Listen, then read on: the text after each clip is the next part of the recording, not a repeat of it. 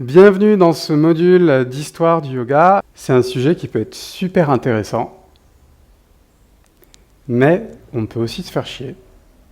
Ça m'est déjà arrivé. Dans ces vidéos, je vais essayer d'être concis, de vous apporter un maximum de détails, sans pour autant vous noyer dans une foule de mots sanscrits qui vous perdraient plus qu'autre chose. Donc l'idée de ces vidéos, c'est de vous faire percevoir une frise chronologique du yoga depuis la nuit des temps jusqu'à maintenant.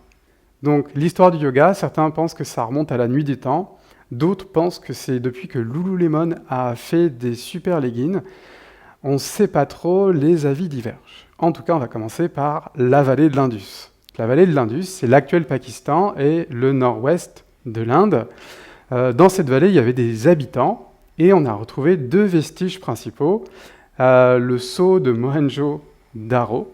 Donc, je ne sais pas si je prononce à la perfection, mais en tout cas, c'est un sceau où on a un yogi, vous pouvez regarder sur Google, et il y a des cornes, etc. Et on pensait que c'était Shiva, le maître du bétail, sauf que, manque de peau, on s'est rendu compte que c'était des animaux sauvages, donc ça matchait pas trop avec la théorie de base. Et il y a la statuette du roi prêtre. Donc la statuette du roi prêtre, on a cru que c'était un yogi, et en fait, il y a des personnes qui ont dit que c'était quelqu'un juste avec des yeux bridés. Donc en fait, c'était juste un asiatique qui était là, par hasard. Donc on ne sait pas trop.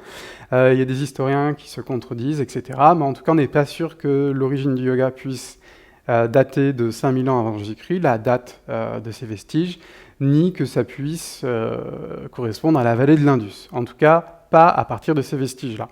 L'université d'Harvard offre 10 000 $, 10K, si toi déchiffrais symbole sur vestige. 10K quand même. Ça peut être un bon tremplin pour démarrer dans le yoga, je sais pas. Si vous êtes des Champollions en herbe, c'est peut-être l'occasion de déchiffrer tous ces symboles. En tout cas, on se retrouve dans une prochaine vidéo. Namasté.